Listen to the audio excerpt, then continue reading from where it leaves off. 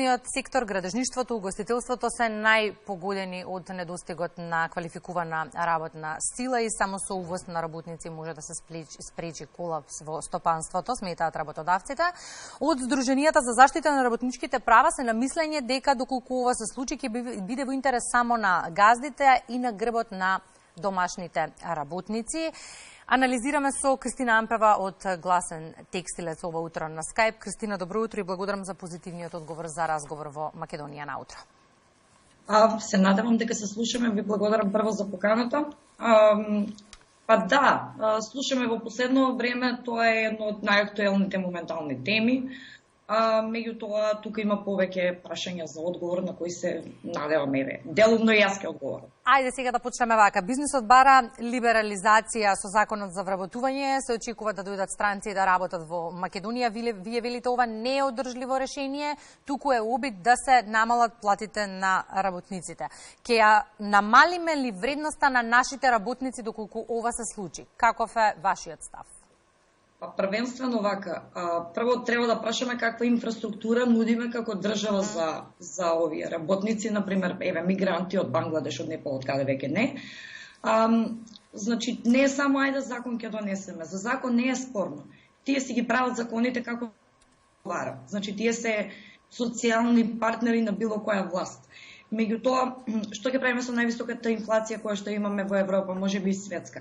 Дополнително, дали ние како држава и систем ќе успееме и овие мигранти да ги задржиме поради тоа што гледаме дека цел систем ни е уништен, од здравство до образование, до немање на пристап до правда, корупција од највисок до најнизок ешалон.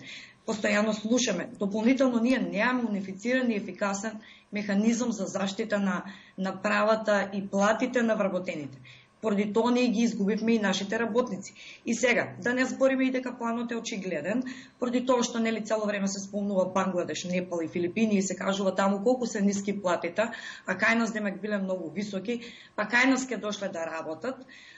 Треба да видиме и мислам дека крајната цел е очигледна, односно да бидат тие работници пријавени под овие агенции за привремени вработувања, кои што закон при тоа не ги фаќа, и тоа сите многу добро го знаат, меѓу тоа е тема која што никој не ја чепка, не им одговара, и очигледно работниците да бидат вработени под минимална плата, односно не ни вработени, туку ангажирани, каде што ќе се плаќа 11% персонален данок на државата, и тоа е се, без здравство и пензиско. Поинаку не можам друго да го протолкувам она што го слушам на телевизија од страна на организациите на работодавачи. Изминативи ден читав некој ваше интервјуа, се извинувам што ве прекинувам, велите на овој проблем требаше да се мисли 3 години наназад, особено од како почна пандемијата, кога работодавачите не размислуваа зошто треба да ги задржат своите вработени, ги отпушта, а сега истите им се потребни. Така, значи тоа е целосна вистина, на крајот ќе видите дека ништо од тоа што кажавме, па дури и од 2017, а особено за време на корона кризата, ние имавме, не излажавме, значи, вистина биле сите наши прогнози и еве сега тоа се испоставува. Меѓутоа, еве конкретно за текстилната индустрија, нема да ги зборам останатите, меѓутоа, нели, секаде е проблем во приватниот сектор. Ние имаме така наречени газди, не сите секако, нема да генерализирам, бидејќи имаме и позитивни примери, кои благодарение на криминалната приватизација во 90-тите добија на готово машини, добија на готова инфраструктура, работници, простор, а работниците ги добија тогаш заплата од 4000 денара, као џабе не седи, џабе не работи, ама од тогаш тие имаат многу минимални вложувања во инфраструктура и со тоа сега кои ќе ги слушаме немаме продуктивност на работниците, да се сета дека не инвестира воопшто во автоматизација и за да имаме поголемо и помодерно производство, да речеме. Бидејќи тоа им се тие машини од некогашна Стибо Македонка, тие фирми кои што на времето беа уништени благодарение на таа криминална приватизација. И сега велат немаме ни продуктивност. Па како тогаш, не ми се онака, мислам, просто се чудам, кога гледам дека вложуваат во хотели, во угостителство, градат згради и слично, и тогаш и ги гледаш оние джипови, очигледно само на домашните миленици им немаат купено джипови, и се чудам како тогаш нема продуктивност. Види колку луксус и богатство добиле од тие работници.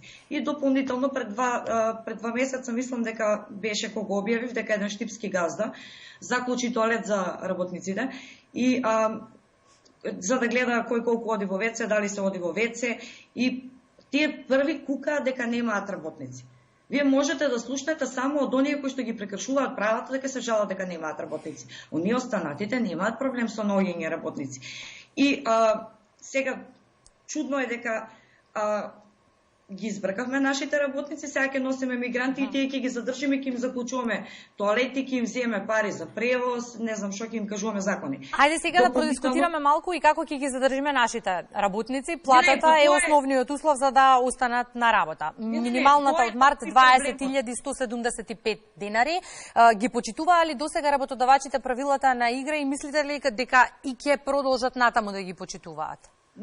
Тоа и токму беше муавето, дека од месец март 2020 до декември 2020, кога беше и корона кризата, ние имавме истражување дека само во текстилната индустрија се намалени бројот на работници за 7.000. Значи само за неколку месеца. Дополнително имавме и економска помош, државна економска помош кон тие компании, кон тие работници. Меѓутоа и тие пари беа злоупотребени, се уште не се вратени, ниту основно јавно обвинителство реагирало. Сега тренд е дека имаме, тоа е нормален процес, миграцијата и работењето во други земји. Еве нашите работници, например, работат во хотели во Хрватска. Работниците во Хрватска одат на Исланд, Канада. Значи, тоа е нормален некој процес. Меѓутоа, дали нашите работници, де факто се и проблем за работниците таму, значи ја намалуваат работната сила, бидејќи тука има пониски плати, одат за повисоки плати. Меѓутоа, дали Македонија изгледа на земја со минимум стандарди и цивилизираност во однос на почитување на работничките права и плати? Не, секоја партија политичка го гледа работникот како гласачко тело и после кога ќе додат на власт заборават се тоа што го ветиле пред работниците. И сега дополнително покрај такви скандали секој ден и сега мислиме дека ќе имаме почитување на работничките права, ние немавме на овие, ниту пак се исплаќа, секако дека не се исплаќа ни минималецот, ни постојано. Ајде сега, кога сме веќе ги спомнавте работничките права, се извинувам што ве прекинувам, уште едно прашање сосема накосо да не влеземе многу во терминот за вести. 3 години имаме криза, почна со здравствената, економска и енергетска. И сето тоа некако се одразува и на правата на работниците. Една од поголемите битки кои што ги издвојувавте последниве денови беше за Филимена, мајката која што беше отпуштена од работа за време на породилното отсуство. Она што мене ме интересира, мислите ли дека овој случај ќе биде поттик за сите работници погласно да зборуваат и да ги бараат своите права? Еве сега да ги спомнеме од почетокот на годината некои постапки, например тие ќе бе молам само накуса, да, секако. Да, например работничките во Каватарци кои што според судот во Каватарци се виновни што им се должи 3 плати каде што капиталот се префрла од една во друга фирма, таму се уште нели чекаме што ќе биде на апелација, бидејќи срамна е пресудата дека работничките треба да платат сега адвокатски и судски трошоци и паднаа нели во постапка. Конкретно за Филимена, а и Магдалена имавме која што беше вработена во просветно дело, каде што нели кога вообичаено за приватниот сектор се смета дека бремените жени се мрзеливи или не знам дека има штета од нив. Меѓутоа, овде ќе видиме дека оно што го збориме како здружение со години веќе, дека бремените жени и жените на кои користат породилно отсуство не се заштитени со ниеден закон. Не ги штити државата, особено кога се на договори на определено време. Конкретно за Магдалена, нели требаше да врати 2 рати за од породилното отсуство, меѓутоа видов таму беше некако полесно за да се наложи и на Агенцијата за вработување и на Фондот за здравствено осигурување дека работодавачот си влегол во системот на Агенција за вработување и си правил промени или видови на откази со што таа го губи правото. И тука беше малце полесно. Меѓутоа имаме проблем со случаи како Магдалена од просветно дело, која што исто така беше познат случај во медиумите и веќе таму имаме проблеми каде што постојано тие беа гласни.